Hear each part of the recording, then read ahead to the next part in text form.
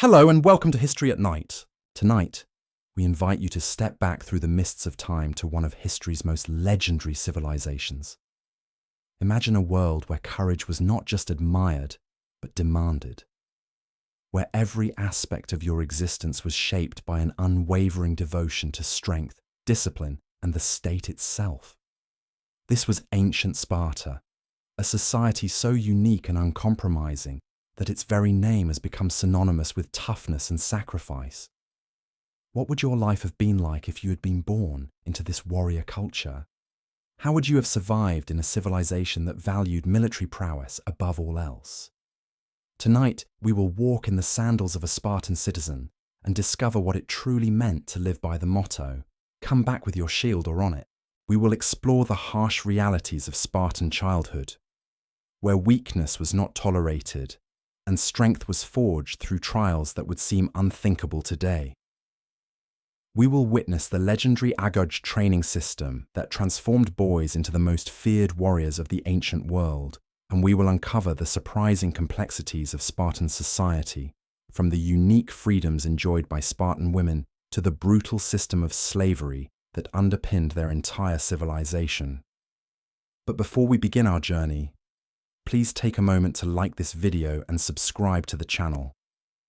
It helps us continue bringing you these deep explorations into history's most fascinating worlds. I'm also curious to know where you are in the world as you settle in for tonight's journey through ancient Greece. Feel free to share in the comments below. Now, let the sounds of the modern world fade away. Close your eyes and transport yourself to the sun-baked valleys of the Peloponnese, where the scent of olive groves mingles with the dust of training grounds. Tonight, you will discover what it meant to be Spartan. Your story begins not with your first breath, but with a decision made by others that would determine whether you would draw breath at all. In ancient Sparta, every newborn child faced a trial that no other Greek city-state imposed.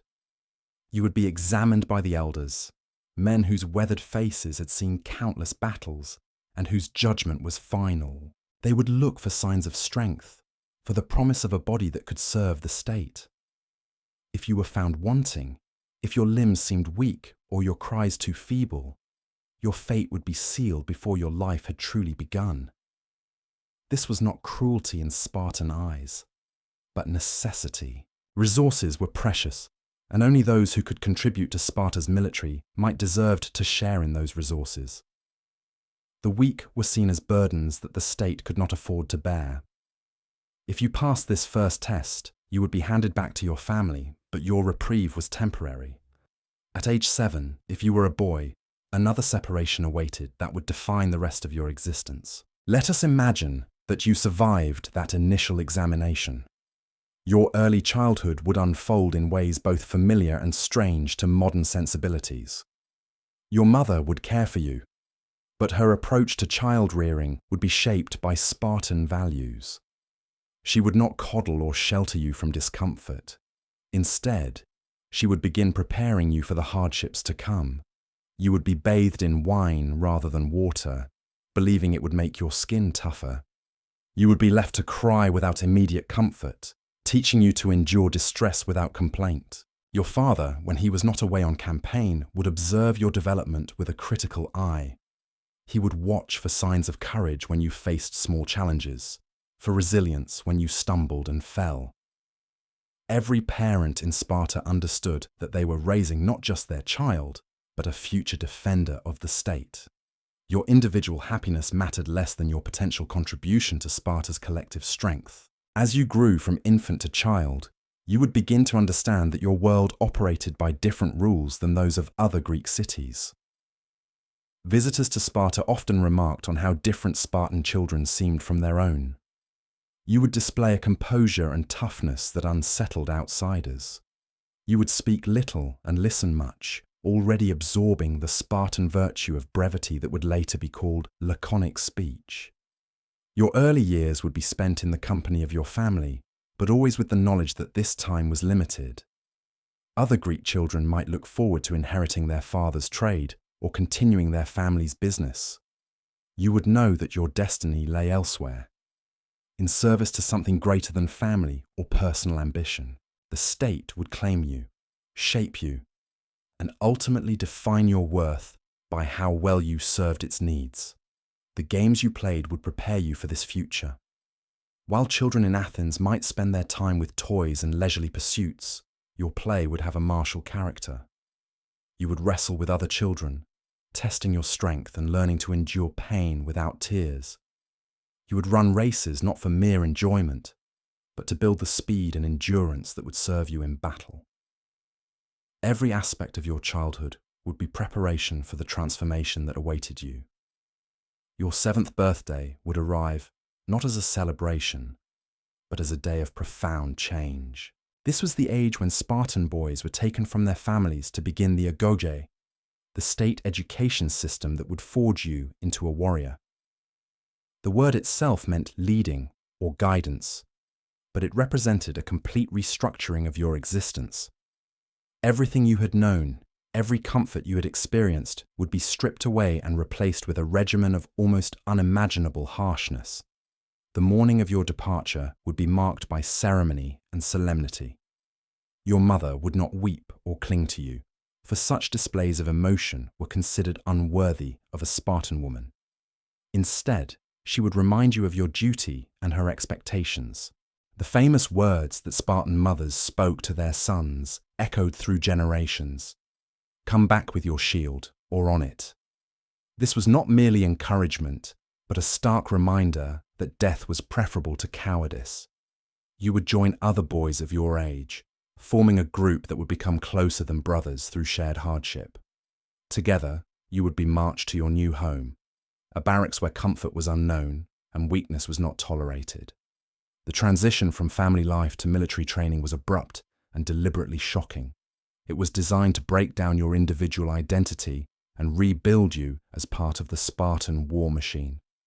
Your new living conditions would be Spartan in every sense of the word. You would sleep on hard beds made of rushes that you gathered yourself from the banks of the Eurotas River. These rushes were uncomfortable and provided little warmth, but gathering them was part of your training in self-reliance. During winter, you were permitted to add thistledown to your bedding, but this small concession to comfort was balanced by the expectation that you would endure the cold without complaint. Food became a tool of instruction rather than sustenance. You would receive meager rations, just enough to prevent starvation, but never enough to satisfy hunger. This chronic undernourishment served multiple purposes in Spartan thinking. It would make you resourceful, forcing you to supplement your diet through your own initiative. It would make you tough, teaching your body to function on minimal fuel. Most importantly, it would eliminate any softness or weakness that adequate nutrition might preserve. The famous black broth that sustained Spartan warriors would become a regular part of your diet. This concoction of pork, blood, salt, and vinegar was notorious throughout the ancient world for its unpalatable taste. A visitor from another city once tasted it and declared that he finally understood why Spartans were so willing to die in battle. Yet you would learn to consume it without complaint, understanding that luxury in food led to weakness in character. Your education would encompass far more than military training, though warfare remained the ultimate goal. You would learn to read and write, but only enough to serve practical military needs. Elaborate literature and philosophy, so prized in Athens, were considered distractions from your primary purpose. Instead, your intellectual development would focus on songs of war, stories of heroic sacrifice, and the history of Spartan victories that inspired future generations. Music held an important place in your education, but even this art served military ends. You would learn to sing the paeans and battle songs that accompanied Spartan armies into combat. These martial hymns served to coordinate movement, boost morale, and intimidate enemies. The rhythm of your steps would match the rhythm of the music, creating the synchronized movement that made Spartan formations so effective on the battlefield. Physical training would consume the majority of your waking hours. Running became as natural as breathing as you built the endurance necessary for long campaigns. Wrestling taught you to grapple with opponents and overcome resistance through technique and determination. Dancing, particularly the Pyrrhic dance performed in armor, developed your coordination and taught you to move effectively while encumbered with weapons and protection. The use of weapons would be introduced gradually, beginning with wooden training implements before progressing to actual bronze spears and shields. You would learn that your spear was your primary weapon, capable of thrusting and striking at distance. Your sword was secondary, reserved for close combat when your spear was broken or lost. Most sacred of all was your shield, the hoplon that gave its name to the heavy infantry formation you would one day join. Your shield represented more than personal protection. It was part of the collective defense of your unit, overlapping with the shields of the men beside you to create an impenetrable wall of bronze. To lose your shield in battle was to fail not just yourself, but your comrades who depended on your protection. This interdependence would be drilled into you through countless hours of formation practice until moving in unison with your fellow warriors became instinctive. As you progressed through the agoge system, you would face tests designed to measure not just your physical capabilities, but your mental resilience and moral character. These challenges would push you to your limits and beyond, forcing you to discover reserves of strength you never knew existed. The weak would be eliminated, not through death, but through a process of selection that identified those truly suited for Spartan citizenship. The theft tests represented one of the most famous and misunderstood aspects of your training. You would be encouraged to steal food to supplement your inadequate rations, but the real test was not in the stealing itself. The challenge was to steal successfully without being caught. If you were discovered, punishment would be swift and severe, not for the theft, but for the clumsiness that led to detection. This exercise taught stealth, planning, and resourcefulness, while reinforcing the Spartan contempt for those who failed through incompetence rather than bad luck. Your instructors would be older boys and young men who had recently completed their own training. They would show no mercy, understanding that kindness now would lead to weakness later, when your life depended on the skills they were teaching. Every mistake would be corrected harshly, every sign of weakness punished immediately. This system created a culture of mutual surveillance and correction, where peer pressure reinforced the official curriculum. The bonds formed during these years of shared suffering would become stronger than family ties. Your messmates, the group of boys who trained alongside you, would become your brothers in the truest sense. You would learn to trust them completely, knowing that your survival depended on their competence, just as theirs depended on yours. Together, you would face challenges that would break individuals, but forge you as a unit into something greater than the sum of your parts. Sleep would become a luxury rationed as carefully as food. You would learn to function on minimal rest, catching brief moments of unconsciousness between training sessions and duties. This sleep deprivation served multiple purposes in Spartan education. It tested your ability to remain alert and effective when exhausted, a skill essential for long military campaigns. It also eliminated the comfort and restoration that adequate rest provided, keeping you in a constant state of mild stress that hardened your resolve. Your instructors understood that true strength came not from avoiding hardship, but from learning to thrive within it. They would deliberately create situations of discomfort and challenge, watching how you responded when pushed beyond normal human limits. Those who complained or showed weakness would face additional punishment, while those who endured silently would earn grudging respect. This system created a hierarchy based purely on merit and resilience, with no regard for family connections or personal charm. The concept of individual identity would gradually dissolve as you progressed through your training. Your personal desires, preferences, and ambitions would be subordinated to the collective needs of your unit and ultimately the state. You would learn to think not as an individual pursuing personal goals, but as a component in a larger machine designed for warfare. This transformation was deliberate and essential, for the Spartan military system depended on absolute uniformity and obedience. Language itself would be shaped by Spartan values during your education. You would learn the art of laconic speech, communicating maximum meaning with minimum words. Lengthy explanations were seen as signs of weakness or uncertainty, while brief, direct statements demonstrated confidence and clarity of thought. This linguistic training served practical purposes in military communication, where orders needed to be understood instantly and executed without question. Your clothing would reflect the Spartan emphasis on simplicity and function over comfort or appearance. A single cloak would serve as your primary garment, providing minimal protection against the elements. This garment was deliberately inadequate for warmth, forcing you to develop tolerance for cold and discomfort.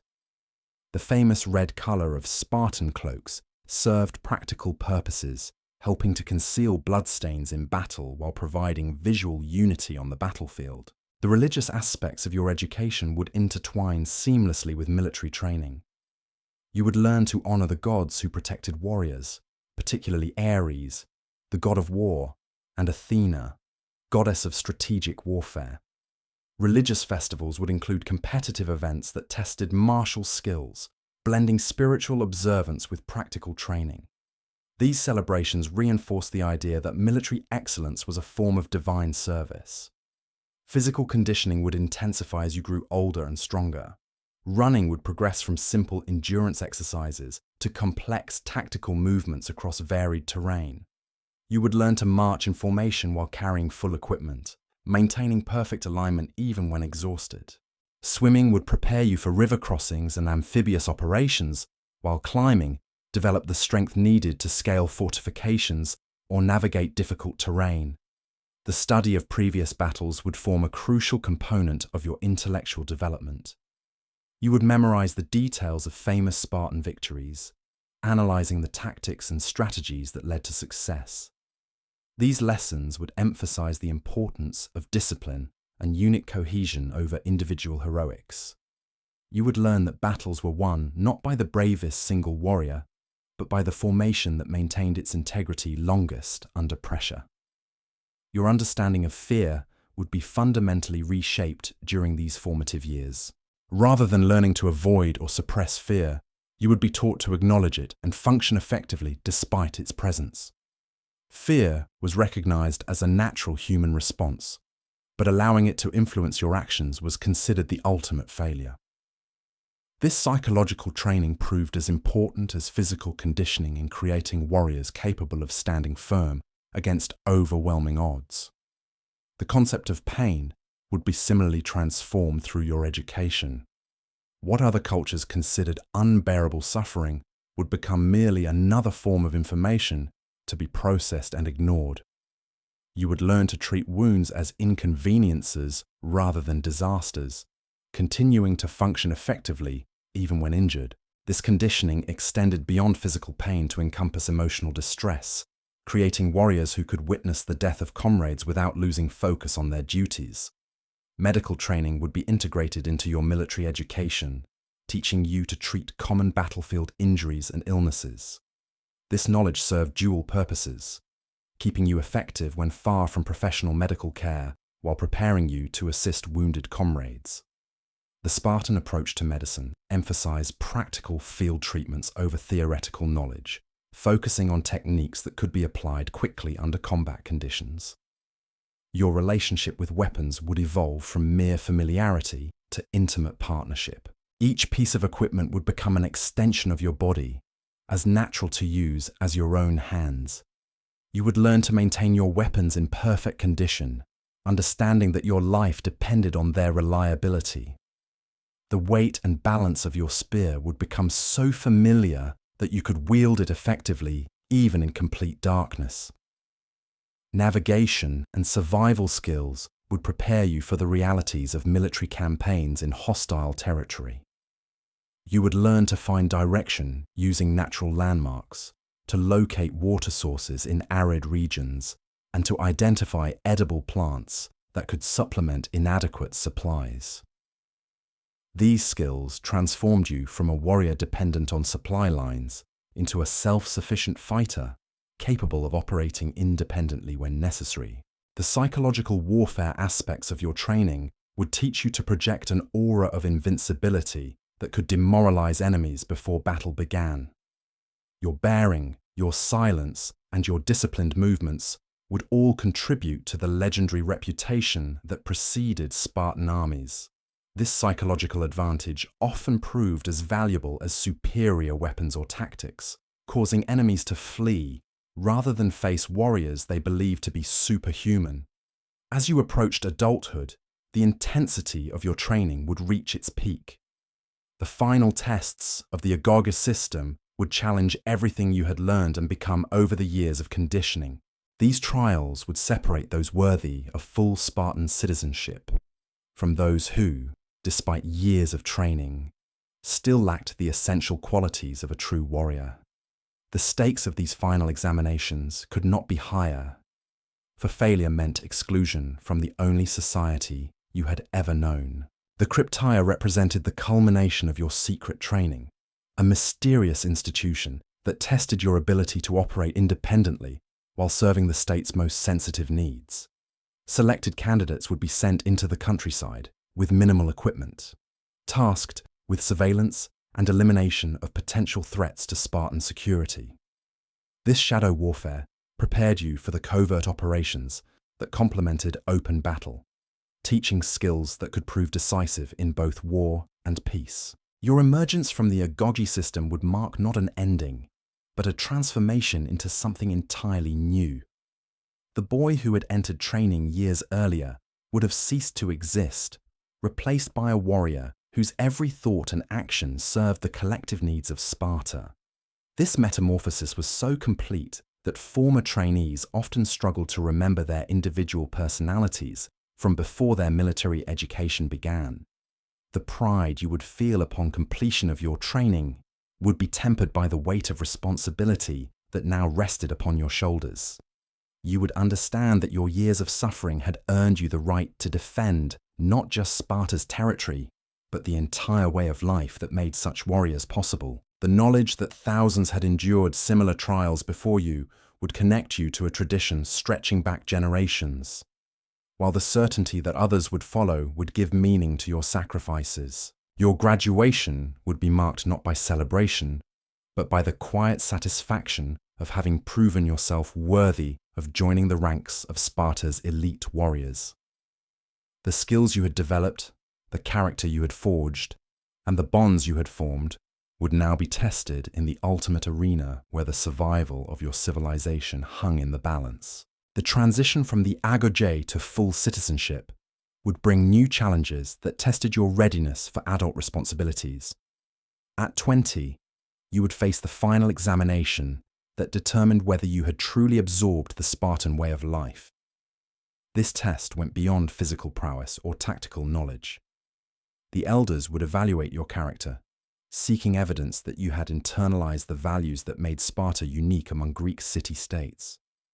Your first assignment as a young warrior would likely involve service in the frontier regions where Sparta's borders met those of neighboring territories. Here, far from the structured environment of your training, you would learn to apply the lessons of the agoge in real-world situations.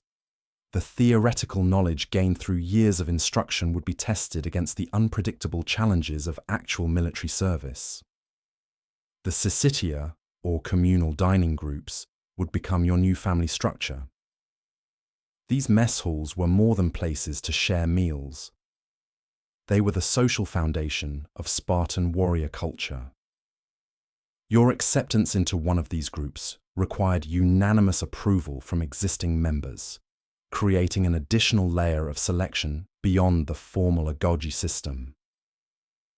The men who welcomed you would become your closest companions, sharing not only food but also the risks and rewards of military life. The meals themselves would continue the austere traditions of your training years. The black broth that had sustained you as a student would remain a staple, supplemented by simple preparations of local ingredients. These communal dinners served multiple purposes beyond nutrition. They reinforced the bonds between warriors, provided opportunities for informal tactical discussions, and maintained the discipline that kept Spartan society functioning smoothly. Your contribution to the syssitia would be measured not in gold or silver, but in the products of the land assigned to your family. The helots who worked these estates would provide the barley, wine, and other necessities that supported your mess group. This system freed you from concerns about agriculture or commerce, allowing complete focus on your military duties while ensuring that the economic foundation of Sparta remained stable. The concept of individual wealth would hold little meaning in your daily life. While your family might possess more or less land than others, the austere lifestyle demanded of all Spartan citizens meant that material differences had minimal impact on social status. Your worth would be measured by your courage in battle, your loyalty to comrades, and your service to the state rather than by the accumulation of possessions. Your living arrangements would reflect these values of simplicity and collective focus. The barracks that had housed you during training would be replaced by modest quarters that provided shelter without luxury. Your personal belongings would be limited to essential items, with elaborate decorations or comfort items viewed as signs of dangerous softness that could undermine your effectiveness as a warrior. The rhythm of your days would be structured around military training, physical conditioning, and the social obligations of citizenship.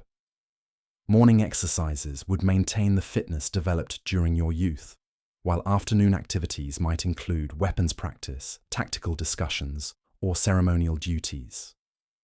Evenings would be spent in the syssitia, strengthening the bonds with your messmates through shared meals and conversation. Your relationships with women would be governed by customs that differed dramatically from those of other Greek cities. Spartan women enjoyed freedoms unknown elsewhere, participating in athletic competitions and speaking openly on matters of public concern. When you eventually married, your wife would be expected to maintain her physical fitness and independence, qualities that Spartans believed would produce stronger children for the state. The marriage ceremony itself would reflect Spartan values of strength and practicality over romantic sentiment. Your bride would be prepared through physical training and education that made her a worthy partner for a warrior.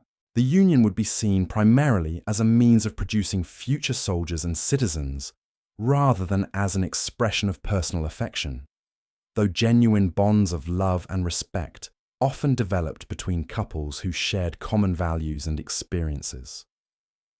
Your children would face the same rigorous selection process that had determined your own fate years earlier. As a father, you would understand the necessity of this system, while perhaps struggling with the natural protective instincts that the state had worked so hard to suppress. The knowledge that weak children served no one, including themselves, would provide logical justification for practices that might seem harsh to outsiders. The helot system that underpinned Spartan society would shape your daily existence in ways both visible and hidden. These subjugated peoples, descendants of conquered populations, would provide the agricultural labor that freed you for military service. Your relationship with them would be complex, involving elements of dependence, suspicion, and carefully controlled interaction designed to prevent rebellion while maintaining economic productivity. The annual declaration of war against the helots served multiple purposes in Spartan society. This legal fiction provided justification for the harsh treatment necessary to maintain control over a population that vastly outnumbered their Spartan masters. It also created opportunities for young warriors to gain combat experience, while eliminating potential troublemakers among the subjugated peoples. Your participation in these operations would test your ability to carry out necessary but unpleasant duties in service of the state. The skills developed in the cryptaia would prove valuable in intelligence gathering and targeted elimination of threats to Spartan security. These activities required the same courage and discipline as open warfare, while demanding additional qualities of stealth and independent judgment. The religious festivals that marked the Spartan calendar would provide breaks from the intensity of military life, while reinforcing the values that guided your society. The Gymnopedia celebrated the physical conditioning that made Spartan warriors supreme, while the Carnea honored Apollo and the agricultural cycles that sustained the population. These celebrations combined spiritual observance with displays of martial prowess that reminded both citizens and visitors of Sparta's military capabilities. Your role in these festivals would depend on your age and status within the community. Young warriors might compete in athletic contests that demonstrated their fitness and skill, while veterans would serve as judges and organizers. The ceremonies themselves would blend religious devotion with practical displays of the abilities that made Sparta formidable in warfare. The concept of honor would permeate every aspect of your existence, providing both motivation and constraint for your actions. Personal honor was inseparable from the honor of your unit, your family, and ultimately the state itself. Actions that brought glory to Sparta enhanced your own reputation, while failures or cowardice reflected poorly on everyone associated with you. This interconnected system of accountability ensured that individual behavior aligned with collective needs. Your understanding of courage would evolve as you gained experience in actual combat situations. The theoretical bravery taught in training would be tested against the reality of facing armed enemies who were equally determined to survive. The ability to maintain formation discipline while under attack, to advance when retreat seemed logical, and to continue fighting when wounded would separate true warriors from those who had merely memorized the lessons of courage.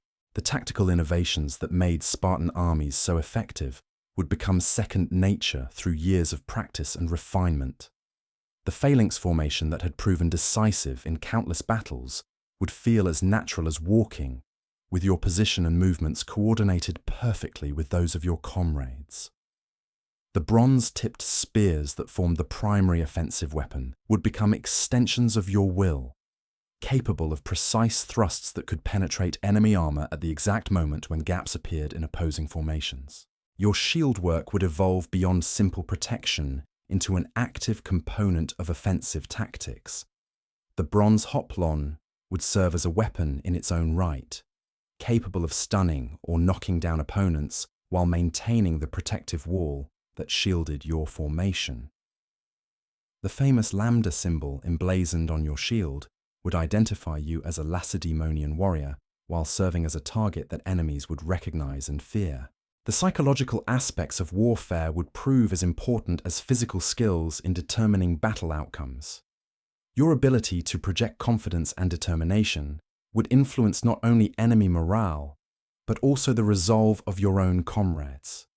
The reputation that preceded Spartan armies into battle was built upon generations of warriors who had demonstrated that they would rather die than yield ground to their enemies. Your first real battle would test everything you had learned during years of preparation, while introducing elements that no training could fully simulate. The chaos and confusion of actual combat would challenge your ability to maintain awareness of your position within the formation while responding to rapidly changing tactical situations. The sounds, smells, and visual confusion of battle would assault your senses in ways that peaceful training exercises could never replicate. The moment when bronze met bronze and the opposing phalanxes collided would reveal whether your conditioning had truly prepared you for the supreme test of Spartan citizenship. Your ability to maintain your position in the formation while striking effectively at enemy warriors would determine not only your own survival, but the fate of the men who depended on your strength and skill. The months and years of preparation would be distilled into moments of pure action, where hesitation meant death and courage meant victory. The aftermath of battle would bring its own challenges as you learned to process the reality of having taken human lives in service of your state. The Spartan warrior culture provided frameworks for understanding these experiences, emphasizing duty and necessity over personal feelings of guilt or remorse. The knowledge that your actions had protected your comrades and preserved Spartan independence would provide justification for the harsh realities of warfare. Your reputation would begin to develop based on your performance in these early engagements. Fellow warriors would note your reliability under pressure, your skill with weapons, and your adherence to the disciplined behavior that made Spartan formations so effective. These observations would influence your future assignments and your standing within the warrior community that defined Spartan society. The continuous training that occupied your peacetime hours would take on new meaning after experiencing actual combat. Exercises that had once seemed repetitive or unnecessary would be understood as essential preparation for situations where perfect execution could mean the difference between victory and defeat. Your appreciation for the wisdom embedded in traditional Spartan training methods would deepen as you gained personal experience of their practical value. Your role as a mentor to younger warriors would eventually become one of your most important responsibilities.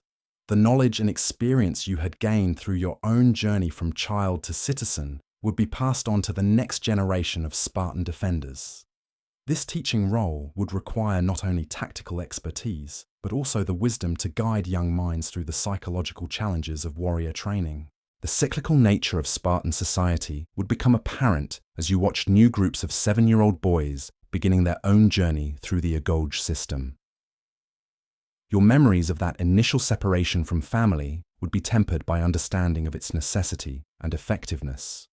The harsh methods that had once seemed cruel would be revealed as expressions of a deeper caring that prepared young Spartans for the realities they would face as adult citizens. Your legacy would ultimately be measured not by individual achievements, but by your contribution to the continuation of Spartan civilization. The children you produced, the warriors you trained, and the battles you fought would all serve the greater purpose of preserving the unique society that had shaped your existence. In this way, your personal story would become part of the eternal narrative of Sparta itself, a single thread in the tapestry of history that stretched from the legendary past into an uncertain future. The seasons of your warrior life would follow patterns established by generations of Spartans before you. Spring would bring the campaigning season when the mountain passes cleared of snow and armies could move freely across the Greek peninsula. Your bronze armor would be polished to a mirror finish, your weapons sharpened to deadly perfection. The red cloak that marked you as a Lacedaemonian would be inspected for any signs of wear that might dishonor your appearance on the battlefield. The march to war would test your endurance in ways that training exercises could never fully replicate. Carrying your full panoply of armor, weapons, and supplies across rough terrain would push your conditioning of warriors would create a rhythm that carry to its limits. The synchronized movement of hundreds, the formation forward even when individual strength began to fail. Your feet would find the cadence established by generations of warriors, a drumbeat of bronze-shod sandals that announced Spartan presence to all who heard it. The logistics of campaign life would reveal the practical wisdom embedded in your austere upbringing. While soldiers from other cities complained about inadequate provisions or uncomfortable sleeping arrangements, you would find campaign conditions barely different from your normal existence. The ability to sleep on rocky ground, to march on minimal rations, and to maintain equipment in harsh conditions would provide decisive advantages when campaigns extended beyond their planned duration. Your interactions with allies during joint operations would highlight the unique nature of Spartan military culture. Warriors from other Greek cities would marvel at your disciplined silence, your instant obedience to orders, and your apparent indifference to hardship. These qualities, so natural to you after years of conditioning, would seem almost supernatural to men raised in less demanding societies. The diplomatic aspects of warfare would also fall within your sphere of responsibility.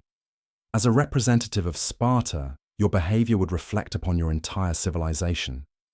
The famous brevity of Spartan speech would prove valuable in negotiations, where excess words could be interpreted as weakness or uncertainty.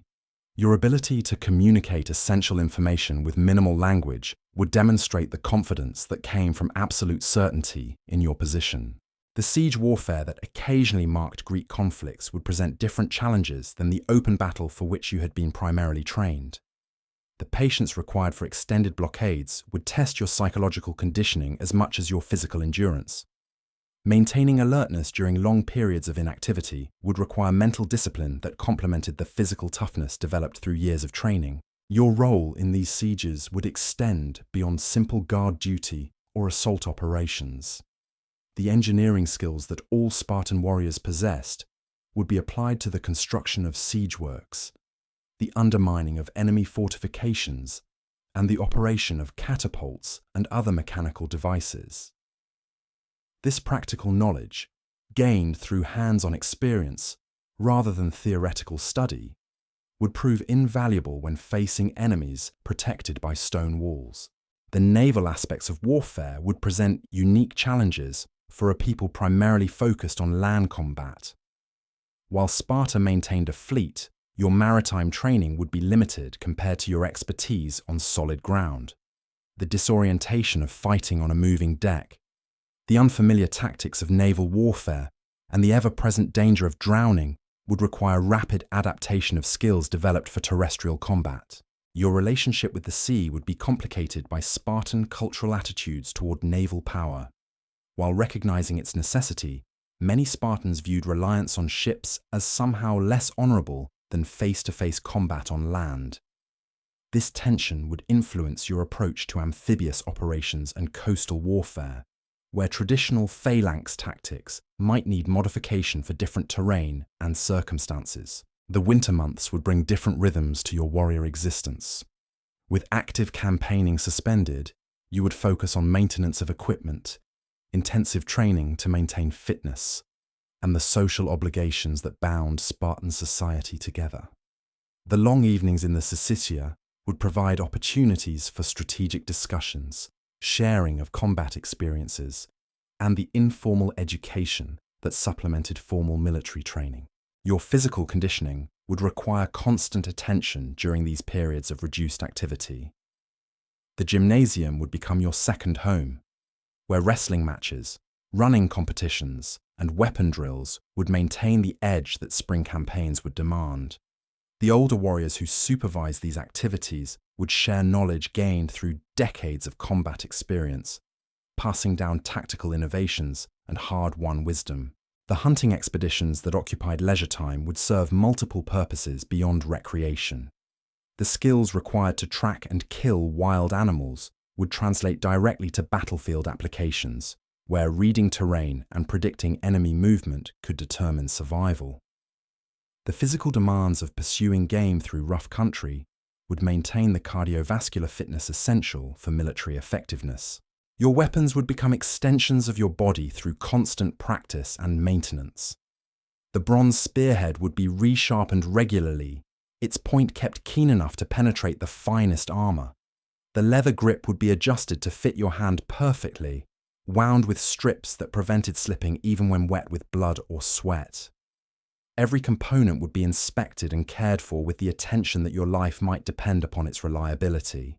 The shield that protected you and your comrades would receive even more careful attention. The bronze face would be polished to eliminate any dents or scratches that might weaken its structure. The leather backing would be oiled and inspected for signs of deterioration that could lead to failure at a critical moment. The grip and arm strap would be adjusted to distribute weight evenly, preventing fatigue during extended combat. Your sword, though secondary to the spear, would be maintained with equal care.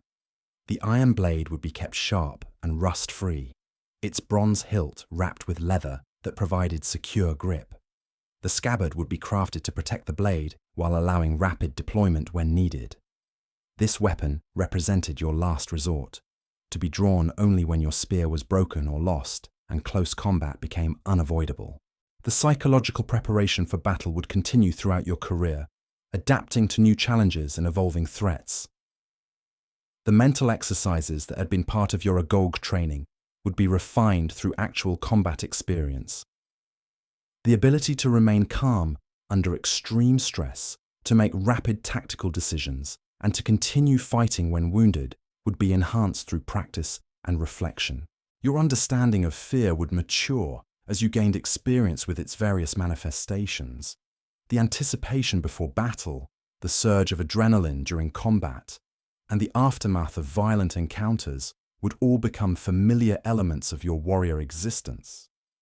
The key would be learning to use these natural responses as sources of heightened awareness rather than allowing them to impair your effectiveness. The bonds with your messmates would deepen through shared dangers and common experiences.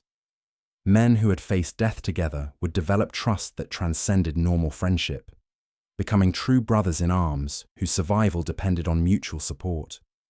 These relationships would provide emotional anchoring during the psychological challenges that inevitably accompanied a life of violence. The religious observances that preceded military operations would take on deeper meaning as you witnessed their practical effects on unit morale and cohesion.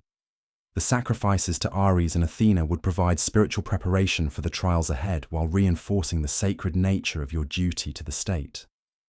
The omens read by priests would influence tactical decisions, integrating divine guidance with human planning. Your role in these ceremonies would evolve as you gained seniority within the warrior community. Junior members would participate primarily as observers, learning the proper forms and understanding their significance. Veterans would take active roles in conducting the rituals, their experience lending authority to the spiritual preparation that preceded combat operations. The music that accompanied Spartan armies into battle would become as familiar as your own heartbeat. The paeans sung during the advance would coordinate movement while building courage and determination.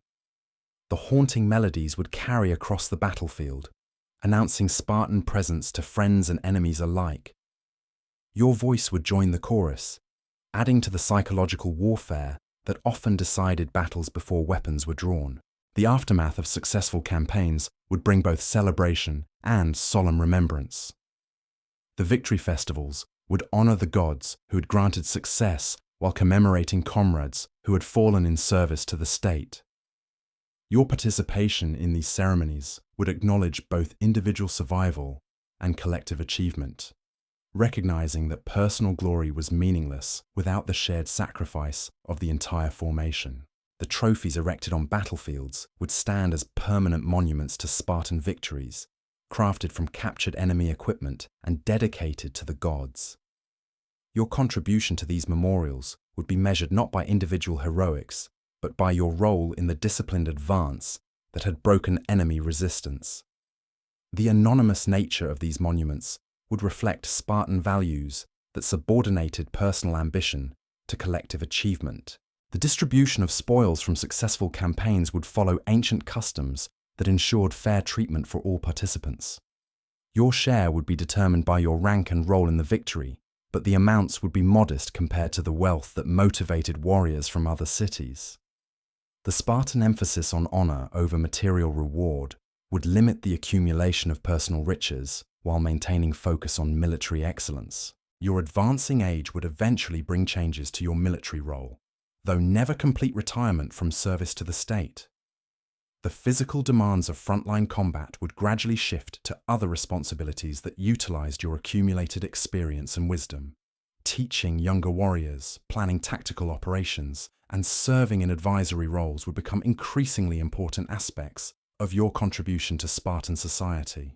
The knowledge you had gained through decades of military service would become a resource for the entire community. Your understanding of enemy tactics, your familiarity with terrain throughout the Greek world, and your experience with logistical challenges would inform strategic planning for future campaigns. This institutional memory would ensure that lessons learned through bitter experience would not be forgotten. Your relationship with younger warriors would mirror the mentorship you had received during your own development. The harsh methods that had shaped your character would be tempered by understanding of their purpose and effectiveness. Your ability to guide young Spartans through the psychological challenges of warrior training would draw upon personal experience of overcoming similar obstacles. The stories you would tell in the Syssitia would become part of the oral tradition that preserved Spartan military culture. Your accounts of battles fought, comrades lost, and victories won would educate listeners while reinforcing the values that made such achievements possible. These narratives would blend personal experience with legendary exploits, creating a continuous tradition that connected past glories with future aspirations. Your legacy would ultimately be measured by the warriors you had trained, the battles you had won, and the traditions you had preserved. The individual achievements that had marked your career would fade in importance compared to your contribution to the eternal mission of defending Spartan civilization. In this way, your personal story would become part of the greater narrative that defined what it meant to be Spartan. The cycle would continue as new generations of boys entered the agoge system, beginning their own transformation from individuals into components of the Spartan war machine. Your role in this process would ensure that the values and skills that had sustained your society would be passed intact to those who would inherit the responsibility of defending it. The harsh methods that had forged your character would be applied to new students, creating an unbroken chain of warrior excellence that stretched back to the legendary founders of Sparta. Your understanding of this continuity would provide meaning that transcended personal mortality. Though your individual existence would eventually end, the system you had served and perpetuated would endure. The discipline you had learned, the courage you had displayed, and the loyalty you had demonstrated would live on in the warriors you had trained and the traditions you had preserved. In this way, your life would achieve a form of immortality that no individual achievement could match. The philosophy that guided every aspect of your existence would become clearer as you matured within Spartan society. The harsh conditioning of your youth had not been mere cruelty, but preparation for a life where comfort was weakness and suffering was strength. You would come to understand that every deprivation, every challenge, every moment of pain had served a purpose greater than individual happiness. The state had invested decades in your development, and that investment would continue to shape your priorities until your final breath. Your perspective on luxury and ease would be fundamentally different from that of men raised in other Greek cities. Where they saw comfort as a reward for success, you would recognize it as a trap that weakened resolve and dulled fighting edge. The soft beds of Athens, the rich foods of Corinth, the elaborate entertainments of other cultures would appear not as pleasures to be envied, but as corruptions that undermined the very qualities that made men effective in battle. The daily routines that structured your adult life would maintain the discipline that had been drilled into you during your formative years. Rising before dawn, regardless of weather or personal inclination, would remain as natural as breathing. The physical exercises that began each day would serve not only to maintain fitness, but to reinforce the mental discipline that separated Spartans from lesser men. Your body would remain a weapon, honed and ready for use at a moment's notice. The conversations that filled your evening hours in the Syssitia would reveal the intellectual depth that outsiders often failed to recognize in Spartan culture. While you spoke little, your words would carry weight earned through experience and reflection. The discussions that emerged from shared meals would touch upon strategy, philosophy, and the complex challenges facing your society. These exchanges would demonstrate that Spartan brevity came not from lack of thought, but from the confidence to express complex ideas with precision and economy. Your role as a citizen would extend beyond military service to encompass the civic duties that maintained Spartan society. The assemblies where important decisions were debated would require your participation and judgment. Your vote would carry equal weight with that of every other citizen, regardless of individual achievements or personal wealth.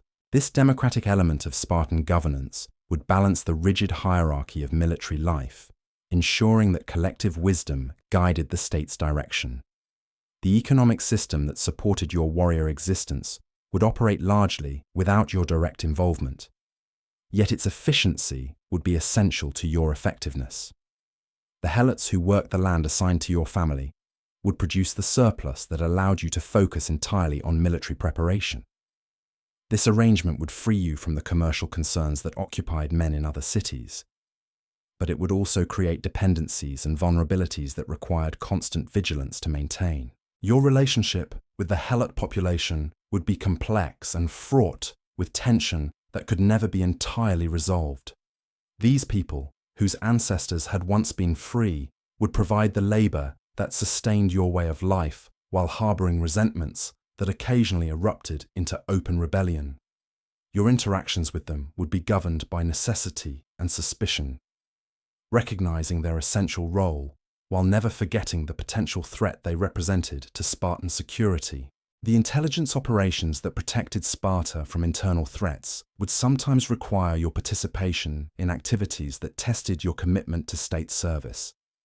The elimination of potential troublemakers among the Helot population would be presented as necessary maintenance of social order, no different from repairing fortifications or maintaining weapons. Your ability to carry out these duties without hesitation would demonstrate the completeness of your transformation from individual to state servant. The seasonal rhythms that governed agricultural life would also influence your military activities, though in ways that reflected Spartan priorities. The harvest time that called farmers to their fields would signal the beginning of campaign season for you and your comrades. While other Greeks gathered crops, you would gather weapons and march to war, leaving the productive work to those whose role was to support rather than fight. Your understanding of honor would encompass concepts that went far beyond simple courage in battle. The integrity that governed your dealings with fellow citizens, the loyalty that bound you to your messmates, and the duty that defined your relationship with the state would all be aspects of the same fundamental commitment. This comprehensive approach to honor would influence every decision you made, from the most trivial daily choice to matters of life and death. The aging process would bring new challenges that tested your adaptability while maintaining core principles. The physical decline that inevitably accompanied advancing years would require adjustments to your role within the military system, but never complete abandonment of service. Your experience would become increasingly valuable, even as your strength diminished, creating new forms of contribution that utilized wisdom gained through decades of dedicated service. The younger warriors who looked to you for guidance would see in your weathered face and scarred body the living proof that Spartan training produced men capable of surviving the ultimate tests. Your presence would provide reassurance to those facing their first battles, demonstrating that the system that had forged them was capable of producing warriors who could endure and prevail. This mentorship role would become one of your most important contributions to the perpetuation of Spartan military excellence. The stories that accumulated around your military service would become part of the collective memory that sustained Spartan culture. These accounts would be refined through repeated telling, with individual details less important than the moral lessons they conveyed. Your personal experiences would be transformed into instructional narratives that taught essential truths about courage, loyalty, and sacrifice to future generations of warriors. The religious ceremonies that marked significant moments in your life would connect your individual existence to the eternal patterns that governed Spartan society. The festivals that celebrated military virtues would provide opportunities to reflect upon your own adherence to these ideals, while participating in collective expressions of cultural identity. These observances would remind you that your service was part of a sacred tradition that extended back to the heroic age and forward into an uncertain but glorious future. Your family relationships would be shaped by the same values that governed your military service, creating bonds based upon shared commitment to Spartan ideals rather than mere personal affection. The children you produced would be evaluated according to their potential contribution to state security, with parental love tempered by recognition that the community's needs superseded individual desires. This approach to family life would ensure that domestic relationships supported rather than undermined the military culture that defined Spartan society. The wife who shared your household would be a partner in the great enterprise of producing future warriors and citizens. Her physical training and education would have prepared her to be a worthy companion for a Spartan man, capable of managing domestic affairs while maintaining the fitness and independence that distinguished Spartan women from their counterparts in other Greek cities. Your relationship would be based upon mutual respect and shared values rather than romantic sentimentality. The property that supported your family would be held in trust for future generations, rather than as personal wealth to be accumulated or squandered. The land worked by helots would provide the economic foundation for your military service, while creating obligations that extended beyond your individual lifetime. This system would ensure continuity of support for the warrior class, while preventing the concentration of wealth that could undermine social cohesion. The diplomatic missions that occasionally required your participation would test skills developed through military training in new and challenging contexts. The ability to project strength without provocation, to communicate clearly without revealing sensitive information, and to assess foreign intentions without appearing suspicious would all draw upon the psychological conditioning that had shaped your character. These assignments would demonstrate that Spartan training produced men capable of serving the state in many different capacities. The alliances that bound Sparta to other Greek cities would create opportunities for joint military operations that tested your ability to work effectively with warriors trained according to different traditions. The discipline that made Spartan formations so effective would need to be coordinated with the more individualistic fighting styles of allies whose commitment to collective action was less complete. These challenges would require tactical flexibility while maintaining the core principles that made you effective. The intelligence gathering that preceded military operations would utilize skills developed during your cryptire service and refined through years of experience. Your ability to observe without being noticed, to remember crucial details, and to assess enemy capabilities would provide commanders with information essential for tactical planning. This reconnaissance work would often involve personal risk that went unrecognized and unrewarded, but was nevertheless crucial to mission success. The technological innovations that gradually changed the nature of warfare would require adaptation of traditional methods without abandonment of proven principles. New weapons, improved armor, and evolving tactics would need to be integrated into the Spartan military system in ways that enhanced rather than compromised its effectiveness. Your experience with established methods would provide a foundation for evaluating and implementing changes that could improve combat performance. The cultural exchanges that resulted from military campaigns would expose you to different ways of organizing society and conducting warfare, but would also reinforce your appreciation for Spartan methods. The comparison between your own disciplined approach to military life and the more casual attitudes of other peoples would demonstrate the advantages that systematic training and cultural commitment provided. These contrasts would strengthen your conviction that the Spartan way was superior to alternatives.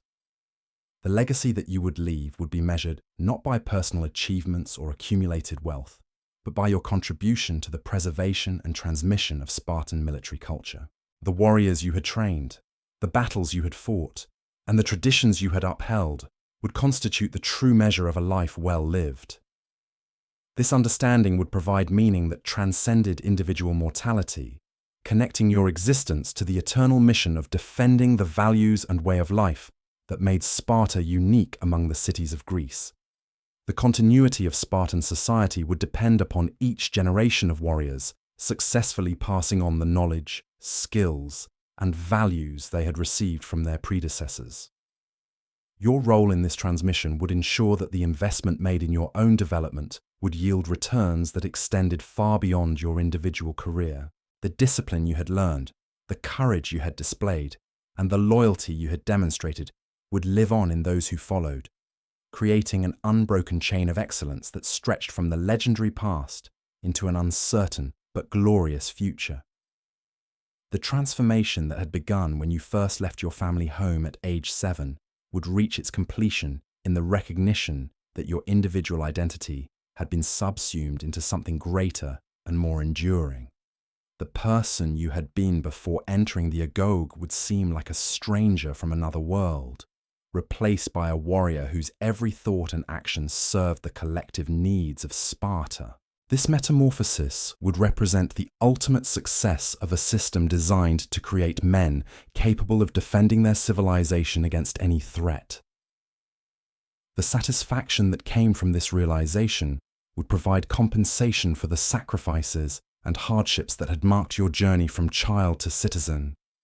The knowledge that you had become exactly what Sparta needed you to become would validate every moment of pain, every test endured, every comfort forsaken in service to the greater good. Your life would stand as proof that human beings could transcend their individual limitations when properly trained and motivated by ideals larger than personal happiness. The wisdom that accumulated through decades of service would eventually position you as one of the elders whose judgment guided Spartan policy and shaped the training of future generations.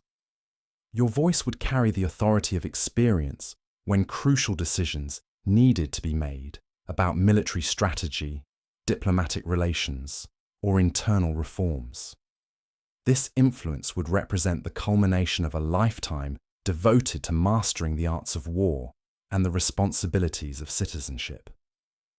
The respect that you had earned through faithful service would extend beyond your immediate circle of messmates and fellow warriors to encompass the entire Spartan community.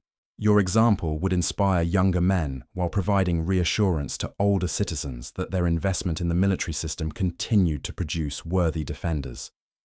This recognition would come not through public celebration or material reward, but through the quiet acknowledgement that you had fulfilled the highest aspirations of Spartan manhood. The peace that would eventually settle upon your aging shoulders would come from the knowledge that you had played your part in the great drama of Spartan history. Whatever challenges the future might bring, you would face them with the confidence that came from a lifetime of preparation and service. The training that had once seemed impossibly harsh would reveal itself as the foundation of strength that could sustain you through any trial that fate might impose. The final chapter of your story would be written not in your own actions, but in the achievements of those who had learned from your example and carried forward the traditions you had helped to preserve. The young warriors who stood where you had once stood, facing the same challenges and choices that had shaped your own development, would be your true monument. Their success would be your vindication, their courage your legacy, their loyalty the ultimate proof that the Spartan way would endure long after your individual existence had ended. In this manner, your life would achieve the immortality that came not from personal fame or material accomplishment, but from contribution to something eternal and worthy of preservation. The harsh land that had forged your character would continue to produce warriors capable of defending the values and way of life that made civilization possible. Your part in this great work would be remembered not in songs or monuments, but in the living tradition that connected each generation of Spartans to their heroic past and glorious destiny.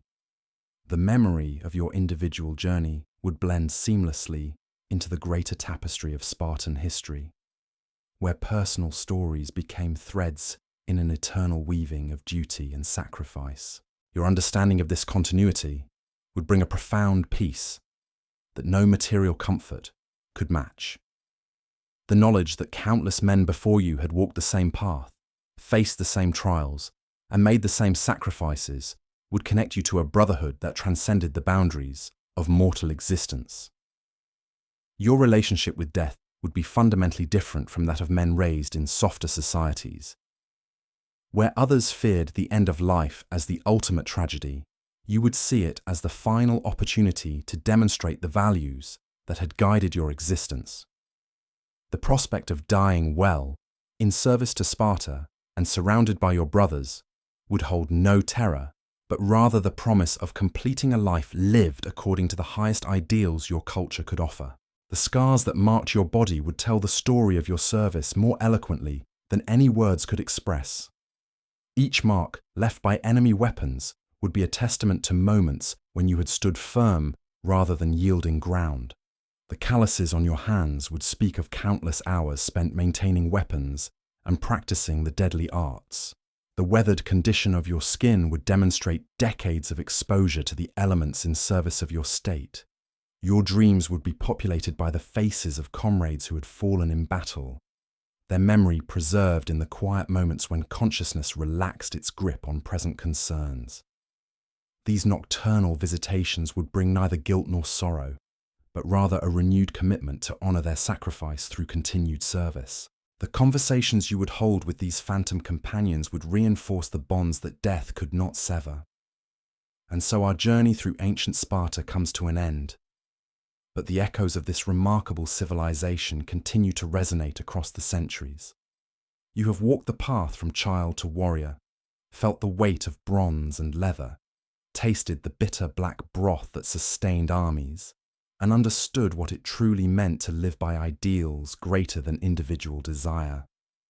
The Spartan way was harsh beyond modern comprehension, yet it created a society that has fascinated humanity for over 2 millennia.